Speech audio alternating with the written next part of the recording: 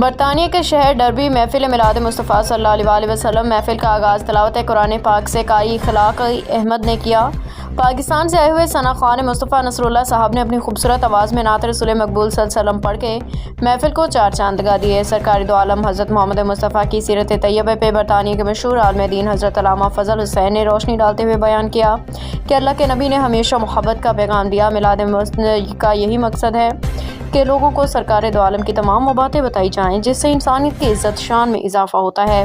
پھر ہم کیوں نہ قرآن پہ عمل کر کے سنت نبوی کو اپنے ہر عمل میں شامل کریں۔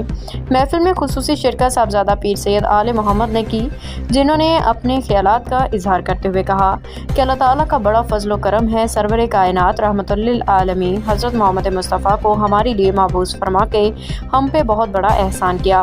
اللہ سبحانہ و تعالیٰ اس کرم نوازی پہ ہم کیوں نہ محفل میلاد منا کے اظہار شکر کریں، جبکہ آپ صلی اللہ علیہ وسلم خود اللہ سبحانہ و تعالیٰ نے قرآن پاک میں بلند آپ کا ذکر فرمایا۔ عرب سے لے کے عجم تک اور روز اول سے لے کے روز قیامت تک سرکار دو جہاں کی مدح سرائی شان اسی طرح بیان کی جائے گی۔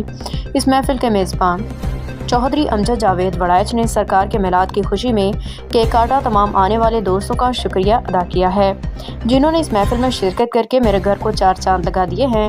خصوصی طور پہ میں اپنے تمام دوستوں کا، جن میں محمد ذیشان، افتخار باجوہ مغل، محمد احمد باجوہ، حاجی عبدالغفور جماعتی، قاری اخلاق احمد، چودھری بلاول عبدالل۔ پروگرام کے آخر پہ نصر اللہ دعا کی گئی۔ اس محفل میں جو بھی شخص تشریف لائے اللہ تعالیٰ ان کو تندرستی، صحت والی زندگی عطا فرمائے۔ نبی کریم کے صدقے تمام بیماریاں دور، پریشانیاں دور کرے، آمین۔